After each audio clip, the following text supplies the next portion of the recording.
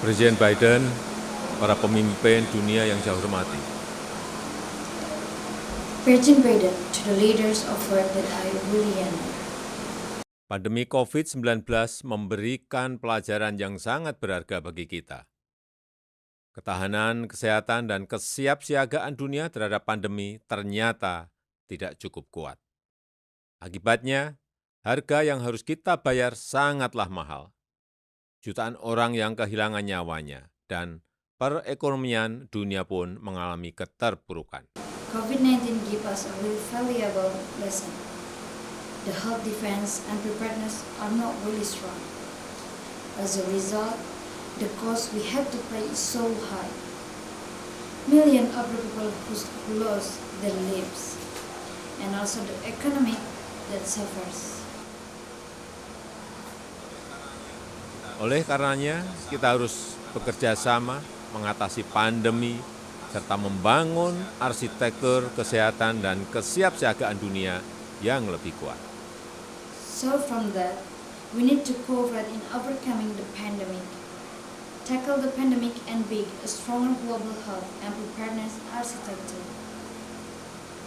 Untuk mengatasi pandemi, percepatan vaksinasi harus dilakukan untuk menjangkau 70% penduduk setiap negara. To overcome the pandemic, acceleration of vaccination must be done earlier to reach 70% of the population for each country.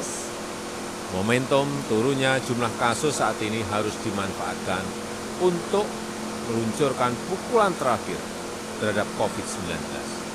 The momentum of the current decline in the number of cases must be used to launch the final blow against COVID-19. Vaksin harus secepatnya menjadi vaksinasi.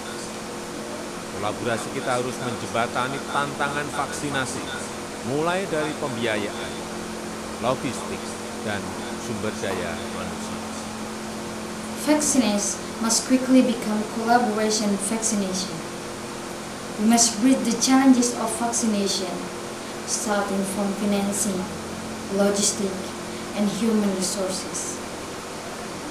Sementara itu, untuk membangun arsitektur kesehatan dan kesiapsiagaan dunia yang lebih kuat, paling tidak diperlukan 3 hal.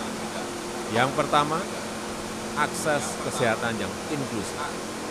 Meanwhile, to build a stronger health and early preparedness architecture, at least there are 3 things that really need. Firstly, an inclusive health access. Seluruh masyarakat tanpa terkecuali harus memiliki akses terhadap layanan kesehatan dasar. Infrastruktur kesehatan dasar harus memadai dan siap menghadapi pandemi. Di tingkat global, setiap negara, besar maupun kecil, kaya maupun miskin, harus memiliki akses yang setara terhadap solusi kesehatan. All people must have access to their basic health services. Infrastructure must be educated and ready to face the pandemic.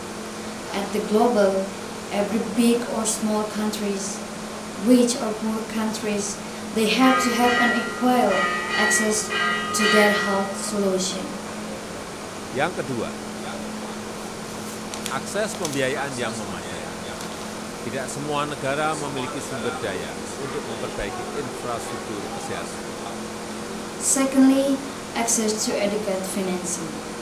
And not all countries have the resources to improve their health infrastructure. Kita perlu mekanisme pembiayaan kesehatan baru yang melibatkan negara donor dan bank pembiayaan multilateral. Hubungan pembiayaan kesehatan harus dilihat sebagai sebuah investasi dan tanggung jawab bersama mencegah pandemi. We need the new financing mechanism involving donor countries and multilateral or financing banks.